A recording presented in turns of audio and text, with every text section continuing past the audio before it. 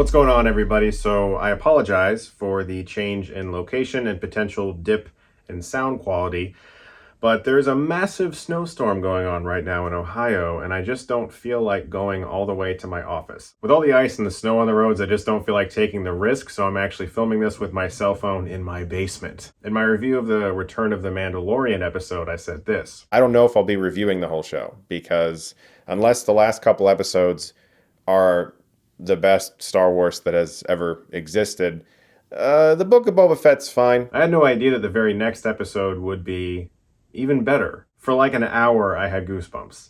There were so many things that happened in this episode, and so many things I want to talk about. And of course, I'm going to get into some spoilers, so that's your warning. If you haven't seen it yet, you should. It's really good. This one is directed by Dave Filoni and written by him and Jon Favreau. The start of this episode, we see the return of Timothy Oliphant as the gun-slinging badass Cobb Vanth. Always a welcome sight to see. Then we immediately go back to Mando, and we get even more screen time with him, surprisingly. Boba Fett, once again, he's not really in his own show for the past two episodes. He's in this one, but he stands there and doesn't say anything.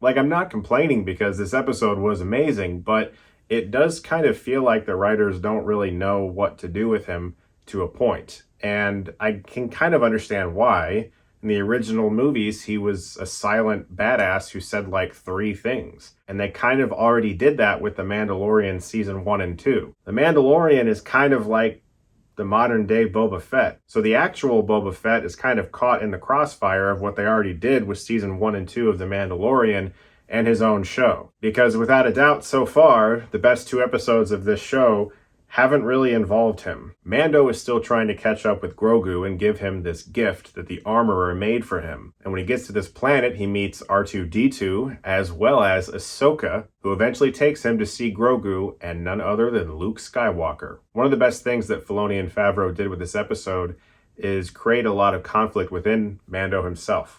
Because Ahsoka says, look, I mean, Grogu's having a tough time detaching from you emotionally, and if you go and see him, it's going to make his training even harder. They put that choice in Mando's hands, and he makes, I think, the right choice and gives that armor to Ahsoka to give to Grogu, and he blasts off. In a heart-wrenching shot, Grogu reaches out to Mando, and I just felt so fatherly in that moment.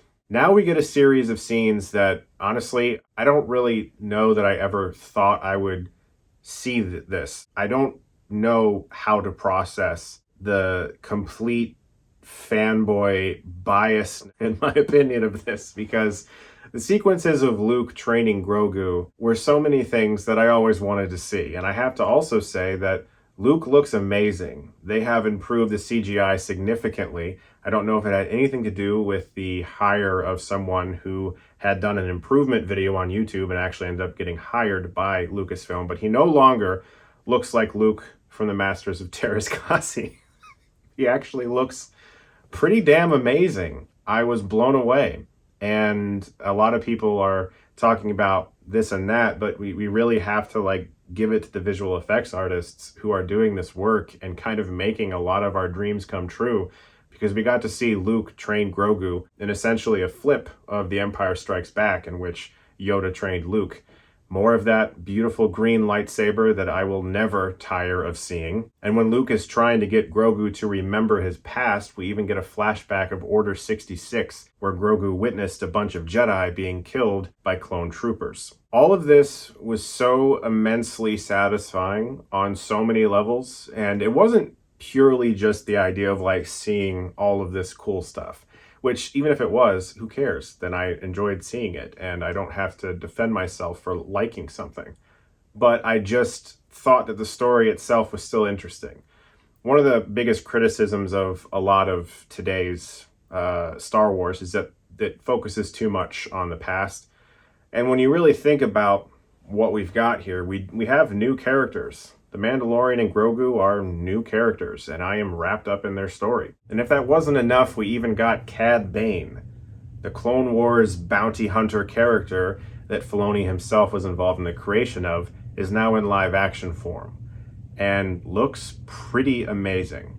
Once again, I I don't know what to say. There are so many things this show is giving me. Strangely, none of them have to do with Boba Fett, but I still like the fact that I'm getting them. But it's really the final scene that was the perfect bow on the gift that was this episode, and that's Luke offering Grogu either Yoda's lightsaber or the chainmail armor that Mando brought him. And he says, you have a choice. You can take this armor and go back to Mando and be with him, or you can take Yoda's lightsaber and learn how to be a Jedi. And, you know, any red pill, blue pill moment is usually pretty interesting if you like the characters. It's an extremely strong cliffhanger, and I thought it was beautifully executed. This is one of the best and most entertaining hours of Star Wars that I've had in a long time. I loved it so much. But I do understand a common criticism that I'm seeing. The show's called The Book of Boba Fett.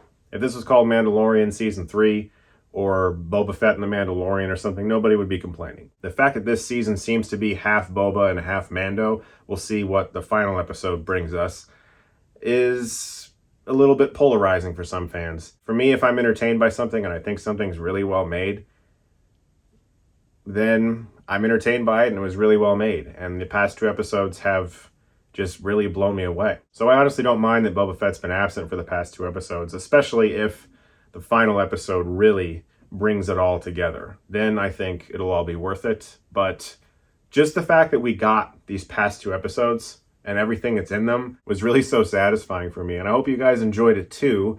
Thank you so much as always for watching, and thank you for tolerating the lesser quality sound and the different background and everything. I hope that's okay. Hope you guys have a good one. Thank you so much as always. And if you like this, you can click right here and get Stuckmanized.